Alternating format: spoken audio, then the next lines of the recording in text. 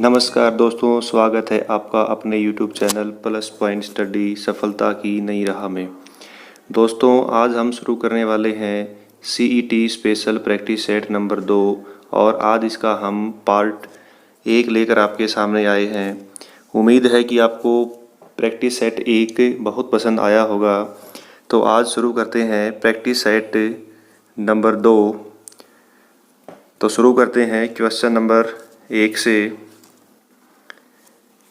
City of war heroes के नाम से हरियाणा का कौन सा ज़िला प्रसिद्ध है?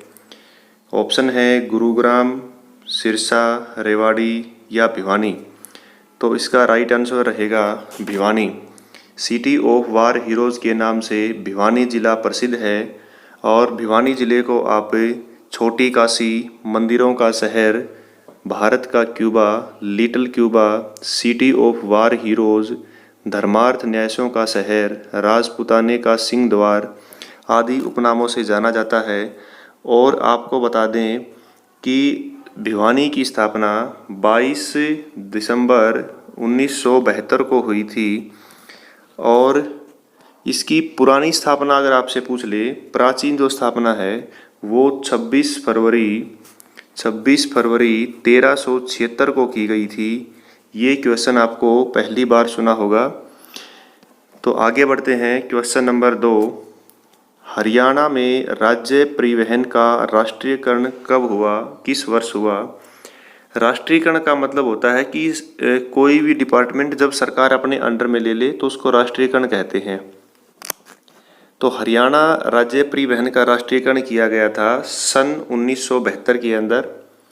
और आपको बता दें कि फ़िलहाल हरियाणा में वर्तमान में कुल बस स्टैंड हरियाणा के अंदर आज के दिन 97 है। Question number 3। हरियाणा में सोनीपत को नगर निगम का दर्जा किस वर्ष प्राप्त हुआ? ये क्वेश्चन आपके पेपर की दृष्टि से बहुत महत्वपूर्ण है क्योंकि नगर निगम अभी हाल ही में एक नगर निगम बनाया गया है जो हरियाणा का 11वां नगर निगम है और जिसका नाम है मानेसर। तो आपसे पूछा गया है कि हरियाणा के अंदर जो ये सोनीपत शहर है इसको नगर निगम का दर्जा कब दिया गया था? तो इसका राइट आंसर रहने वाला है 1 जून 2015 को। आपको बता दें कि 21 फरवरी 2017 को करनाल और फरीदाबाद को डिवीज़न बनाया गया था और 23 दिसंबर 2020 को मानेसर, जो कि हरियाणा का 11वें नंबर का नगर निगम बनाया गया है, तो वो 23 दिसंबर 2020 को बनाया गया था। तो सोनीपत नगर को नगर निगम का दर्जा 1 जून 2015 को दिया गया था। Question number 4। हरियाणा विशाल पार्टी की स्थापना राव वीरेंद्र सिंह ने 1968 में की थी। इस पार्टी का चुनाव चिन्ह क्या था? आपको पता होगा कि राव वीरेंद्र सिंह का जो संबंध है वो हरियाणा के रेवाड़ी ज़िले से है और ये हरियाणा के पहले गैर कांग्रेसी मुख्यमंत्री भी बने थे क्योंकि पहले मुख्यमंत्री भगवत दयाल शर्मा को बनाया गया था जिनका संबंध कांग्रेस पार्टी से था। और हरियाणा विशाल पार्टी की स्थापना राव वीरेंद्र सिंह ने की थी। एक क्वेश्चन तो ये हो गया। और 1968 में की थी। तो आपसे पूछा गया है कि इस पार्टी का चुनाव चिन्ह क्या था? तो आपका राइट आंसर होगा उगता हुआ सूरज। तो उगता सूरज जो है वो हरियाणा विशाल पार्टी का चुनाव चिन्ह था। अब जैसे आपसे पूछ रहे हैं कि हल जोतता हुआ किसान, ये किस पार्टी का चुनाव चिन्ह था? तो ये हरियाणा लोकदल पार्टी का चुनाव चिन्ह था जो कि चौधरी देवीलाल ने बनाई थी। उसके बाद आपसे पूछ रहे हैं कि जो ट्रैक्टर है वो किस पार्टी का चुनाव चिन्ह था? तो ये चुनाव चिन्ह भजनलाल के द्वारा बनाई गई पार्टी हजंका पार्टी का था जिसकी स्थापना इन्होंने 2007 में की थी। और आपसे पूछ लें कि जो लड़का लड़की है उसका संबंध किस पार्टी से था? तो ये हरियाणा की जो हरियाणा विकास पार्टी है चौधरी भजनलाल के द्वारा 1991 के अंदर बनाई गई थी। इस पार्टी का चुनाव चिन्ह लड़का व लड़की थी। तो आपसे पूछा गया था कि राव वीरेंद्र सिंह की पार्टी का चुनाव चिन्ह क्या था? तो उसके चुनाव चिन्ह था आपका उगता हुआ सूरज। क्वेश्चन नंबर 5, 20वीं पशु जनगणना 27 जनवरी 2019 को शुरू की गई। एक क्वेश्चन तो आपसे यही पूछा जाएगा कि हरियाणा के अंदर 20वीं पशु जनगणना कब की गई, तो ये 2019 के अंदर की गई, जनवरी 2019 में। आपको बता दें कि पशु जनगणना हर 5 वर्ष के बाद होती है और अभी 2019 में 20वीं पशु जनगणना हुई थी। उसमें पूछा गया है कि इस बार राज्य में किस पशु की जनगणना पहली बार की गई, तो आपका राइट आंसर रहने वाला है बिल्ली। बिल्ली की पहली बार जनगणना की गई है पशु जनगणना के अंदर। और आपको बता दें कि जो सबसे पहली बार अब की बार जो पशु जनगणना के अंदर टैबलेट का प्रयोग किया गया था और सबसे ज़्यादा जो पशुधन है वो आपके हिसार के अंदर है और सबसे कम पशुधन आपके पंचकुला के अंदर है। अगर आपसे पूछ लें कि सबसे ज़्यादा पशुधन कहाँ है, तो हिसार में है, और सबसे कम पशुधन कहाँ है, पंचकुला के अंदर। और कुल पशुधन आपसे पूछ लें तो 71,26,497। ये आंकड़ा आपके पेपर के लिए बहुत इंपॉर्टेंट है। 71,26,497 कुल पशुधन था हरियाणा के अंदर। नेक्स्ट क्वेश्चन है, हरियाणा राज्य के सहकारिता मंत्री। एक क्वेश्चन यहीं से बन गया कि हरियाणा के जो सहकारिता मंत्री हैं वो कौन हैं। तो हरियाणा के सहकारिता मंत्री हैं डॉक्टर बनवारी लाल। इनका निर्वाचन क्षेत्र आपसे पूछा गया है, तो इनका निर्वाचन क्षेत्र बावल है। बावल रेवाड़ी के अंदर पड़ता है। और आपसे पूछ लें कि भारत के सहकारिता मंत्री कौन है, तो भारत के सहकारिता मंत्री हो जाएंगे अमित शाह। ये हरियाणा के पहले सहकारिता मंत्री हैं और वर्तमान के सहकारिता मंत्री हैं। तो आपसे पूछा गया था कि हरियाणा के सहकारिता मंत्री डॉक्टर बनवारी लाल का संबंध किससे है, तो उनका संबंध है बावल से। और ये जो है आपको पता भी होगा कि बीजेपी से एमएलए हैं बावल से। नेक्स्ट क्वेश्चन है 7 नंबर कि करनाल जिले के झिमरी गांव का नाम बदलकर क्या कर दिया गया है। तो करनाल जिले के झिमरी गांव का नाम बदलकर अभी फिलहाल में खेड़ा जोली कर दिया गया है। और आपसे पूछ लें कि जो करनाल है, करनाल किसका चुनाव क्षेत्र है, निर्वाचन क्षेत्र है, तो ये आपके सीएम मनोहर लाल खट्टर का चुनाव क्षेत्र है। और करनाल का जो एरिया है वो 2520 वर्ग किलोमीटर करनाल का एरिया है। और आपको पता होगा कि 21 फरवरी 2017 के अंदर करनाल और फरीदाबाद को डिवीज़न बनाया गया था। नेक्स्ट क्वेश्चन 8 नंबर, हरियाणा के गठन के बाद प्रथम महिला विधायक कौन बनी थी। तो प्रथम महिला विधायक हरियाणा के गठन के बाद बनी थी स्नेहलता। आपको पता है कि 1 नवंबर 1966 के अंदर हरियाणा का गठन हुआ था पंजाब से अलग होकर, और उसके बाद जो पहली विधायक बनी थी वो थी स्नेहलता। और जो कमलेश ढांडा है, ये कमलेश ढांडा वर्तमान में कलायत से एमएलए हैं। संतोष यादव का संबंध पर्वतारोहण से है और ये रेवाड़ी से हैं। तो हरियाणा की रेवाड़ी से संबंधित है सुनीता यादव। नेक्स्ट क्वेश्चन है 9 नंबर, करनाल जिले का क्षेत्रफल कितना है। अभी हमने बताया था कि करनाल जिले का क्षेत्रफल 2520 वर्ग किलोमीटर है। नेक्स्ट क्वेश्चन है, नलकूप यानी कि ट्यूबवेल से सिंचाई करने में सबसे जो अग्रणी राज्य है, अग्रणी जिला है नलकूपों से सिंचाई में, प्रथम जिला कौन सा है। तो आपका राइट आंसर रहने वाला है कैथल भाई। यानी ट्यूबवेल का प्रयोग सबसे ज़्यादा कैथल में किया जाता है और सबसे कम आपसे पूछ लें तो वो पंचकुला है। नेक्स्ट क्वेश्चन है कि ये क्वेश्चन आपका यहाँ से शुरू होता है कि 12 दरवाज़ों व 5 बाज़ारों के नाम से प्रसिद्ध शहर कौन सा है। वेरी वेरी इंपॉर्टेंट क्वेश्चन है आपके लिए कि 12 दरवाज़ों व 5 बाज़ारों के नाम से प्रसिद्ध शहर कौन सा है। तो ये शहर आपका भिवानी है। और भिवानी की स्थापना आपसे पूछ लें तो भिवानी की स्थापना 22 दिसंबर 1972 के अंदर की गई थी।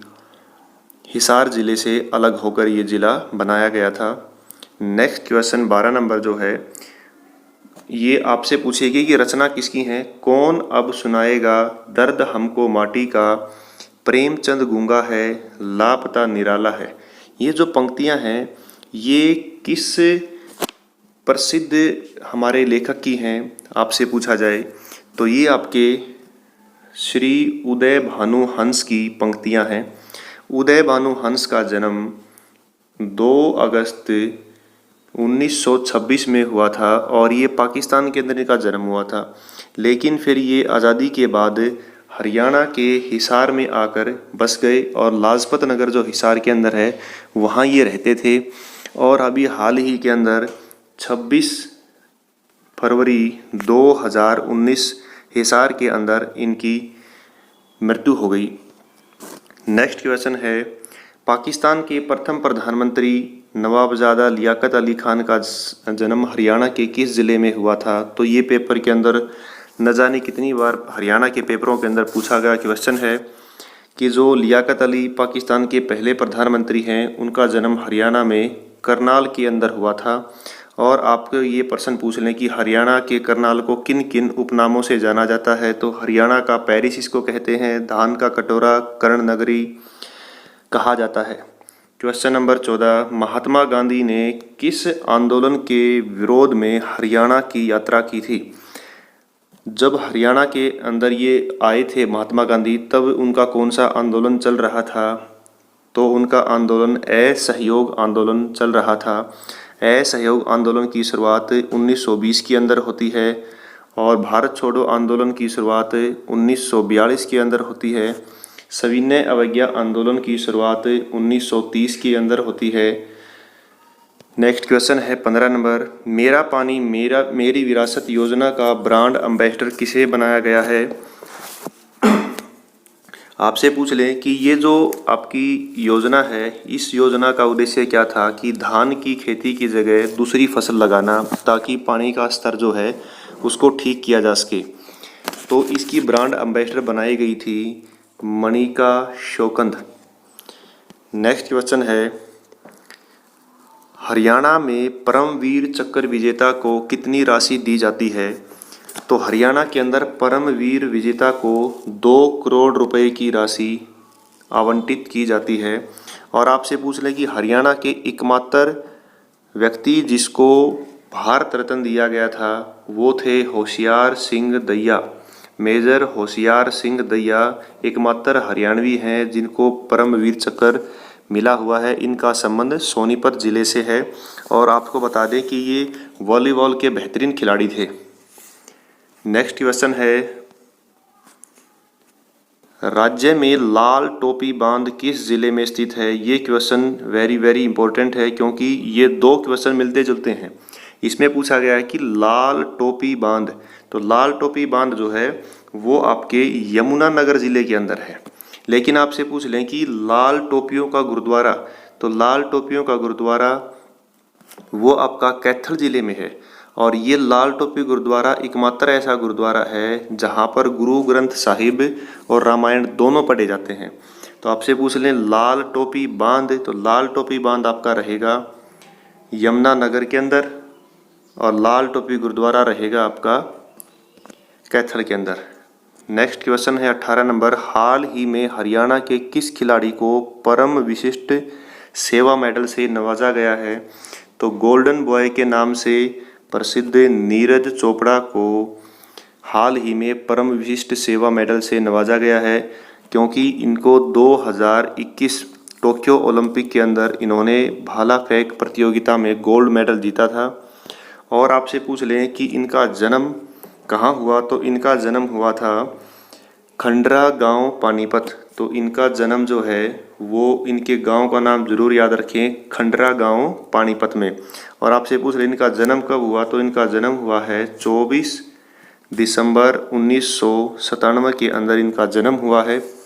नेक्स्ट क्वेश्चन है, हरियाणा के किस जिले में प्रदेश का प्रथम हरेरा कोर्ट स्थापित किया जाएगा? तो राइट आंसर रहेगा आपका गुरुग्राम। नेक्स्ट क्वेश्चन है, हाल ही में हरियाणा सरकार ने किन 2 व्यक्तियों को सूचना आयुक्त नियुक्त किया है? Very important question. सूचना आयुक्त की नियुक्ति फिलहाल में की गई है। 2 सूचना आयुक्त बनाए गए हैं, एक है आपकी ज्योति अरोड़ा और एक है पंकज मेहता। ज्योति अरोड़ा जो हैं वो पूर्व IAS रही हैं। दोनों का संबंध हिसार ज़िले से है। तो ये थी दोस्तों आज की हमारी प्रैक्टिस सेट 1 का पार्ट 1। और ऐसे ही हम प्रैक्टिस सेट 2 का, सॉरी ये प्रैक्टिस सेट 2 था, प्रैक्टिस सेट 2 का पार्ट 1 हम आपके सामने लेके आए हैं। और कल हम क्वेश्चन नंबर 21 से सेकंड पार्ट शुरू करेंगे। हमारी वीडियो कैसी लगी हमें कमेंट बॉक्स के माध्यम से बताइए और हमारी वीडियोज़ को ज़्यादा से ज़्यादा लाइक करें और चैनल को ज़्यादा से ज़्यादा सब्सक्राइब करें। Thank you.